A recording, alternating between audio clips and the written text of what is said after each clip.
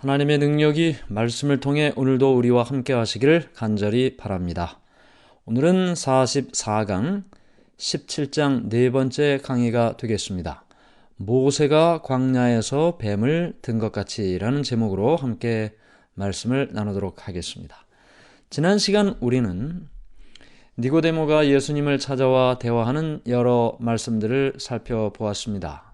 특별히 예수님께서 육으로 난 것은 육이요 라고 말씀하셨죠. 육으로 난 것은 육이다. 네, 우리가 이 이야기를 이미 다 배웠습니다. 육은 우리의 살덩어리라 그랬죠. 영과 대조적인데 이 살덩어리는 아무리 해도 이 육신의 것을 벗어날 수가 없다는 것입니다. 다시 태어나지 않으면 근본적인 변화를 얻을 수가 없다는 것이죠. 아무리 개혁하고 아무리 개선해도 그것이 하나님께로서 나온 것이 아니면 아무런 효과가 없다는 것입니다. 육신의 생각은 하나님과 원수가 된다. 육신의 생각에서 나오는 것이 비록 좋은 것일지라도 그것이 육신에서 나온 것이라면 하나님과 원수가 된다. 니고데모에게 성령에 대한 말씀을 말씀해 주셨습니다. 이 육으로 난 것은 안 되고 영으로, 성령으로 다시 태어나야 한다. 근데 이 성령이라는 것을 잘 모르니 바람을 통해서 성령을 가르쳐 주셨죠. 바람은 보이지 않습니다. 방향도 알 수 없습니다. 그러나 바람의 움직임의 결과가 있죠. 나뭇가지가 흔들리든지 꽃이 흔들리든지 그래서 바람이 불고 있다는 것을 알게 됩니다. 성령도 이와 같다. 성령도 보이지 않습니다. 추적이 되질 않아요. 그러나 성령이 임재하면 틀림없이 삶의 결과로서 나타납니다. 그러므로 하나님께서는 우리에게 성령을 통하여 다시 태어날 것을 예수님의 말씀을 통해 가르쳐 주시는 거죠. 성령이 보이지 않는데 어떻게 성령의 임재를 우리가 알 수 있습니까? 보이지 않아도 내가 조금씩 예수님께로 가고 있다면 그것은 보이지 않는 성령의 힘이 나를 움직이고 있는 것이다. 그러므로 우리의 삶을 통해 육으로가 아니고 육신의 생각이 아니고 성령을 통하여 다시 태어나는 사람이 되어야 한다. 이것이 지난 시간 예수님께서 니고데모에게 주신 말씀이었습니다. 오늘 이제 예수님께서는 계속해서 이제 이 성령으로 다시 태어나는 이 일에 대하여 다시 말씀하고 있습니다. 이렇게 예수님께서 니고데모에게 말씀해 주심에도 불구하고 사실 니고데모는 완전히 깨닫지는 못했습니다. 요한복음 3장 9절과 10절 니고데모가 대답하여 이르되 어찌 그러한 일이 있을 수 있나이까? 이런 일이 도대체 어떻게 일어날 수 있습니까?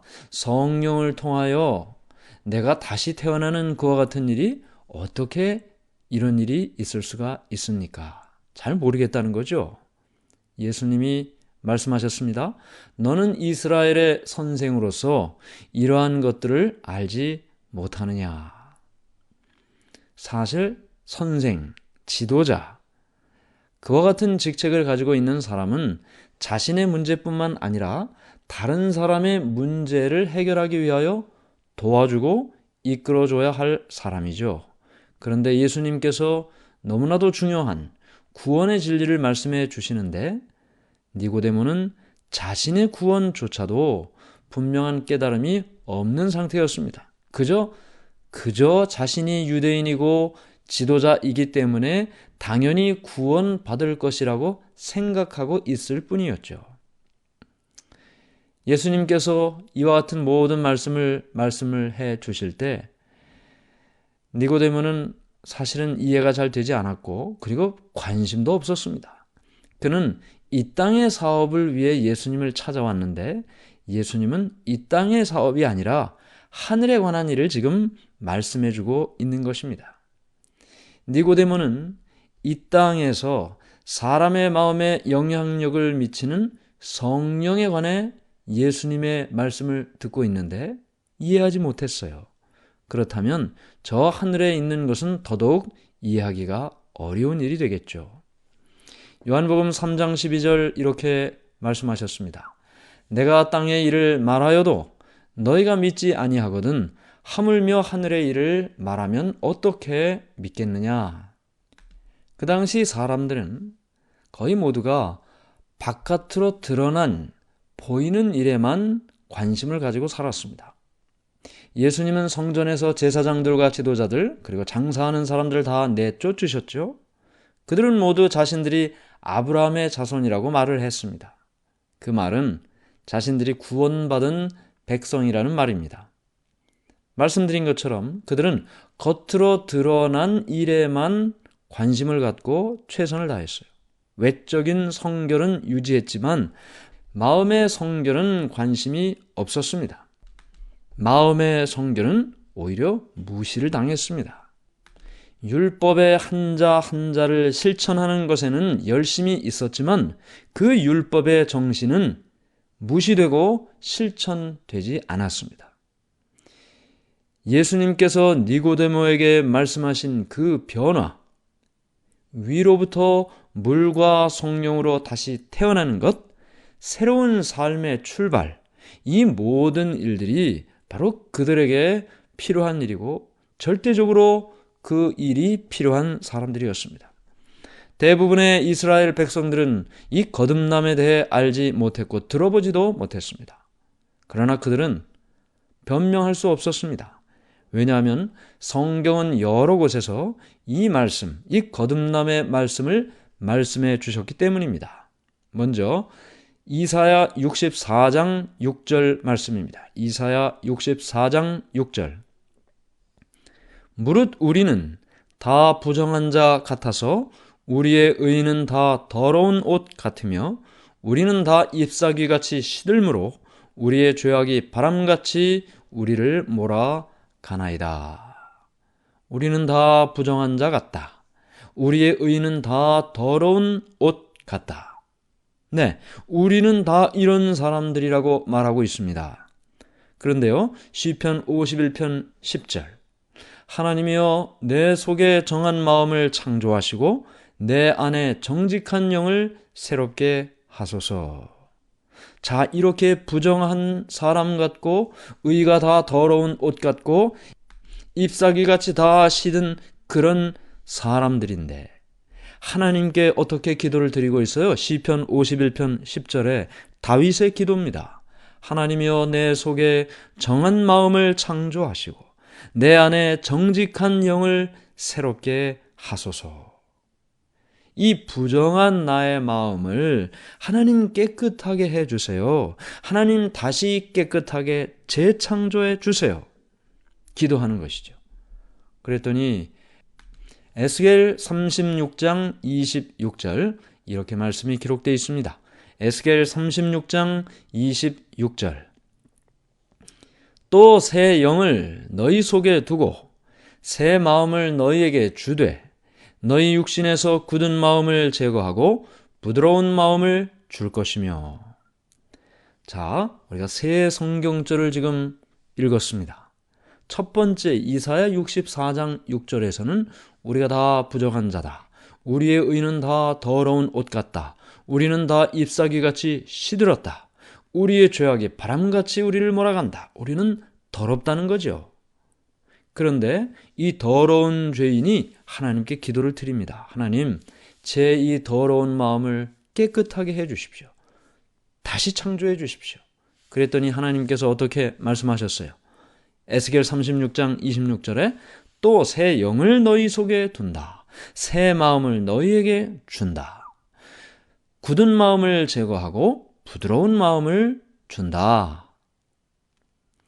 더러운 우리의 마음을 하나님께 간절히 깨끗하게 해달라고 기도할 때 깨끗하게 해 주신다고 말씀하셨습니다. 우리가 변명할 수 없습니다. 핑계 댈 수도 없습니다. 하나님께서 이미 성경에 이와 같이 약속해 주셨기 때문에 우리가 기도하고 그렇게 나아갔다면 모두가 다 그렇게 깨끗함을 받을 수 있었겠죠. 예수님께서는 계속해서 이 말씀을 하고 있습니다. 율법을 문자적으로만 순종하는 것으로는 하나님 나라에 들어갈 수 없다는 것을 말씀하셨습니다. 그것을 지금 니고데모가 깨닫고 있는 것입니다. 그저 써 있는 그 글자 그대로 뭔가를 했다고 해서 그가 영적으로 구원을 받는다는 것이 결코 아니라는 것입니다. 문자적인 순종만으로는 하나님의 나라에 들어갈 수 없다. 예수님께서 그 이상의 무엇이 있어야 함을 니고데모에게 말씀하고 있는 것입니다. 그 이상이 무엇인가요? 위로부터 성령과 물로 거듭나는 일이 있어야 된다는 것이죠. 그거를 지금 가르쳐주기 위하여 예수님께서 계속해서 말씀하고 있는 것입니다. 위로부터 성령으로 인해 거듭나는 것이 도대체 뭐냐? 더러운 마음이 아니고 깨끗한 마음을 받는 것이고 새 영을 받는 것이고 굳은 마음을 제거하고 부드러운 마음을 받는 것이다. 사람들이 볼 때 니고데모는 존경할 만한 지도자였지만 예수님 앞에 있을 때 그는 자신의 마음이 부정하고 삶이 거룩하지 못하다는 것을 깨달았습니다. 예수님께서 거듭남에 대해서 계속 말씀해 주실 때 그 일이 자신에게 일어나기를 마음속에 원했습니다. 어떻게 하면 이루어질 수 있을까?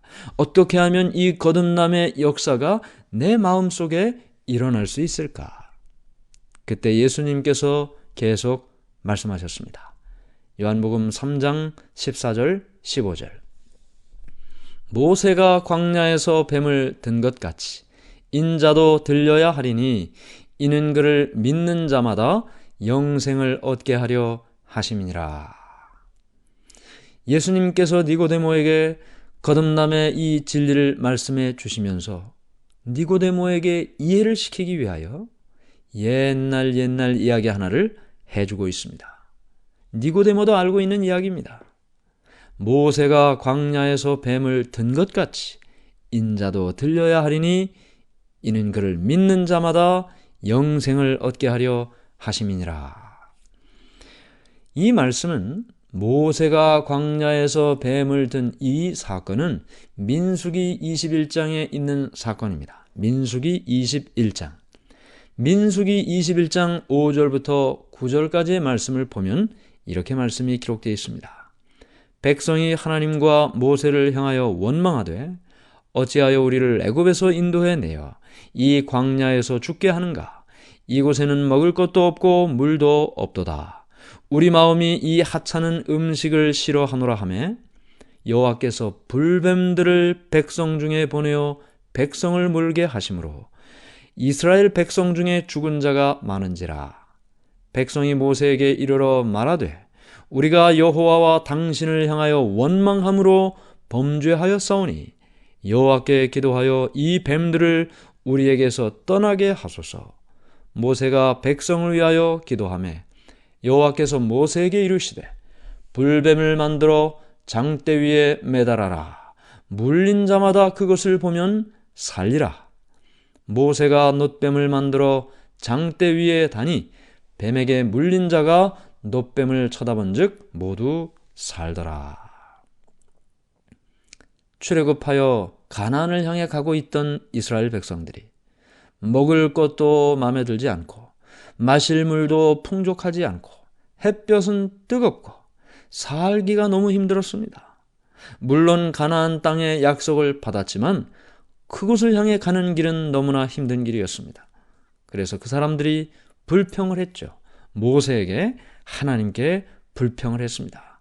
그랬더니 이 광야에 있던 불뱀들이 나타나 이 사람들을 물었죠. 물렸더니 하나씩 둘씩 죽어가기 시작했습니다. 그들이 모세에게 와서 하나님께 기도해서 우리를 좀 고쳐달라고, 살게 해달라고. 그때 모세가 하나님께 기도를 드렸더니 놋으로 뱀을 만들어 장대에다 매달고 모든 사람들이 그 장대에 매달린 놋뱀을 쳐다보게 하라. 그리하면 살리라. 하나님이 말씀해 주셨습니다. 많은 사람들이 그 장대에 달린 놋뱀을 보고 살아났습니다. 그러나 그렇지 않은 사람도 있죠. 무슨 저 뱀이 능력이 있다고? 나는 안 볼 거야. 관심 없어. 무시해버리고 하나님의 말씀에 반응하지 않았던 사람들 죽어갔습니다. 뱀 자체에는 구원할 능력이 없습니다. 뱀은 죄의 장본인인 사단을 상징하는 것이죠. 그런데 왜 하나님께서 뱀을 보라고 했을까요? 여기 보면 성경에 나타난 말씀대로 보면 장대에 매달린 뱀은 그냥 뱀이 아니었습니다. 놋으로 만든 뱀이었죠. 모양은 뱀의 모양이지만 실제 뱀은 아니었다는 말입니다. 이 놋뱀은 장대에 매달린 놋뱀, 사람들이 쳐다보고 살아난 이 놋뱀은 죄가 없으시지만 죄 자체가 되셔서 인류를 구원하기 위해 이 땅에 오신 예수님을 상징합니다. 뱀은 실제 뱀이 아니잖아요. 형상만 뱀이었죠. 예수님께서 뱀의 모습으로 오셨다. 죄인의 모습으로 오셨다는 말입니다. 그러나 죄인은 아니었죠. 죄를 짓지는 않으셨으니까요. 로마서 8장 3절에 율법이 육신으로 말미암아 연약하여 할 수 없는 그것을 하나님은 하시나니 곧 죄로 말미암아 자기 아들을 죄 있는 육신의 모양으로 보내어 육신의 죄를 정하사. 뱀의 모습을 했지만 뱀은 아니었습니다. 죄인의 모습으로 이 땅에 오셨지만 죄는 짓지 않으셨습니다. 이스라엘 사람들은 제사 그 자체에 구원하는 능력이 있다고 생각했습니다. 구리뱀이 아무런 능력이 없는 것처럼 제사 그 자체에는 아무런 능력이 없습니다. 구리뱀으로 상징된 예수님의 능력이 그들을 죽음에서 살린 것처럼 제사 제도를 통해 상징된 예수님을 통해 구원을 얻을 수 있습니다. 구리뱀을 쳐다보고 살아난 것처럼 제사 제도 가운데 상징된 예수님을 바라봄으로 살아나는 것입니다. 생명을 얻는 것입니다. 구리뱀이 어떻게 병을 낫게 할 것인가? 과학적인 증거가 있는가? 의심하거나 지체했다면 그들은 살아나지 못했을 것입니다. 쳐다보는 것, 그 쳐다보는 것을 거절하는 것은 죽음을 의미했습니다. 마음의 깨달음을 얻는 것, 예수 그리스도를 통하여 말씀의 깨달음을 얻는 것, 그것은 토론이나 논쟁으로 되는 것이 아닙니다. 쳐다보는 것이죠. 예수님을 바라보는 것이죠. 말씀을 열어서 그 눈으로 바라보고 마음으로 받아들이는 것이죠. 그것이 생명을 얻게 한다는 것입니다. 니고데모는 예수님의 교훈을 받아들이고 마음에 그 교훈을 간직하고 돌아갔습니다.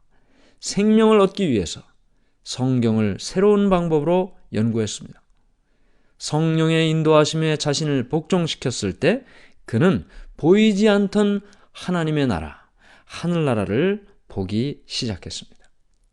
왜 예수님께서 이 장대에 달린 놋뱀의 이야기를 니고데모에게 해 주셨을까요? 마치 광야에서 죽어가던 이스라엘 사람들이 장대에 달린 놋뱀을 보고 산 것처럼 모세가 광야에서 뱀을 든 것 같이 인자도 들려야 하리니. 인자가 들린다는 말이 무엇입니까? 나중에 아직은 몰라요? 니고데모가 아직은 모릅니다. 나중에 3년 반이 지난 후 예수님께서 십자가에 달려 돌아가실 때 십자가에 높이 들리신 예수님의 모습을 보고 니고데모는 무엇을 생각했을까요? 모세가 광야에서 뱀을 든 것 같이 인자도 들려야 하리니.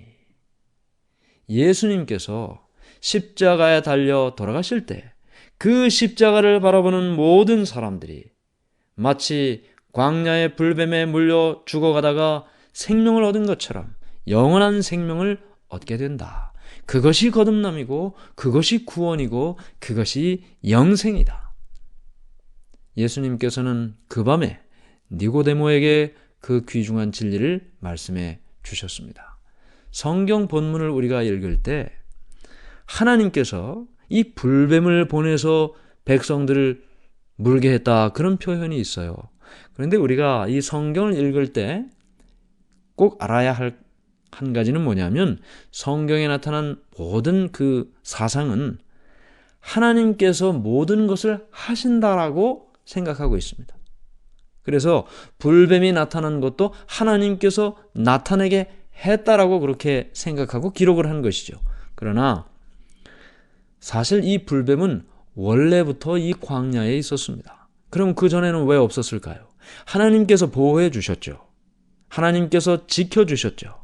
그런데 이제 불평하고 원망하는 그들에게 교훈을 가르쳐 주시기 위해서 하나님께서 잠시 그 보호의 손을 거뒀을 때 있던 불뱀들이 나타나 백성들을 물게 된 것입니다. 오늘 우리는 니고데모가 예수 그리스도를 통해서 십자가를 통해 구원을 받고 영생을 얻고 그 십자가를 통해 거듭남의 경험을 하게 된다. 오직 은혜로만 구원을 받는 것이고 율법의 순종으로 구원을 받는 것이 아니다. 율법의 순종으로 하나님의 은혜를 받는 것이 아니다. 믿음으로, 바라봄으로, 쳐다봄으로 하나님의 은혜를 받게 되는 것이다. 기억하게 되시기를 간절히 바랍니다. 하늘에 계신 하나님 아버지, 오늘 우리에게 놀라운 구원의 길을 보여주시니 은혜를 감사합니다. 율법을 순종하는 것으로 하나님의 은혜를 받는 것이 아니고 예수님을 믿는 믿음으로 하나님의 은혜를 받고 구원을 받고 영생을 얻게 됨을 깨닫게 해 주시옵소서. 믿음으로 구원을 경험하게 해 주시옵소서. 예수님의 이름으로 간절히 기도드리옵나이다. 아멘.